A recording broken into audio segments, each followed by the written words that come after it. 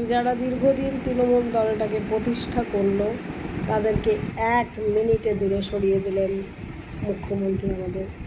অন্য দল থেকে আসা লোকদের বড় বড় আসন সিংহাসনে তাদেরকে বসানো না, তাদের রেপুটেশন দেখা, তারা কত ভালো কাজ করেছে না করেছে, তারা গুন্ডা না মাওয়ালি, কিচ্ছু দেখার দরকার নেই। অথচ যে কর্মীরা নিরন্তর অক্লান্ত পরিশ্রম করে দলটাকে গড়ল তাদেরকে উনি ভুলে গেলেন।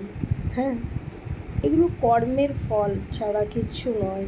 আমি 2012 সালের কথা বলছি। আমার ভাই কন্টিনিউয়াসলি তৃণমূলের হয়ে কাজ করে যেত। তার একটা বড় অ্যাক্সিডেন্ট হলো, কেউ একদিনের জন্য দেখতে পর্যন্ত আসেনি, এত সেলফিশ পার্টি তৈরি হলো। আর তার ফল ভোগ আজকে করতে হচ্ছে না। একদিনে হয়নি, এরা দীর্ঘদিন ধরে শিকড়টার থেকে গাছ বড় মহিরুহতে পরিণত হয়েছে, তার পরিণতি আজ।